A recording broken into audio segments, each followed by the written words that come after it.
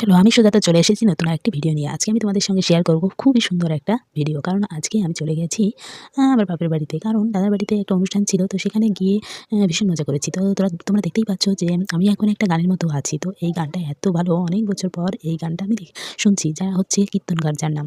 তো এই কীর্তন গানটা আমি অনেক আগে দেখেছি। সচরাচর এই গানটা আমার চোখের সামনে বাজে না। কারণ আমাদের ওখানটায় না একদম হয় না। আমার শ্বশুরবাড়ি, আমাদের ওখানটা বলতে আমি শ্বশুরবাড়িটাকেই বোঝাচ্ছি। তো শ্বশুরবাড়িতে তেমন একটা এই গানটা আমি এখনো অব্দি দেখতে পাইনি। তো এই গানটা যেহেতু অনেকদিন শুনি না, তো মা বলল, "চলে আয়, গান শুনতে পারবি, খুবই সুন্দর।" আমি বিয়ের আগে দেখেছি এই গানটা। বিয়ের পর আমি এই ফার্স্ট এই গান শুনতে গেছি আমার বাপের বাড়ি। তো গিয়ে তো আমার ভীষণ মজা লেগেছে। চলো সবটাই তোমাদের সঙ্গে শেয়ার করব। এই গানটার মধ্যে এমন এক কাণ্ড হয়েছে, কারণ গানের শেষের দিকে চলো দেখতে পাবে তোমরা, এখানে বাতাসা বিলানো হয়। তো বাতাসা দিচ্ছিল আজকে, তারপরে লাড্ডুও দিচ্ছিল। তো বাতাসা তো আমরা অনেকগুলো পেয়েছি, কারণ ওটা ছড়িয়ে ছিটিয়ে দেয় যে যত নিতে পারে। তারপরে লাড্ডুগুলো না সবাই ছিঁড়ে বুড়ে খেয়ে নিচ্ছিল তাকে, মানে যে দিচ্ছিল তার কাছ থেকে। তারপর দিচ্ছিল খাবার। তো খেয়ে দিয়ে তারপরে আমরা সবাই মিলে চলে আসলাম বাড়িতে।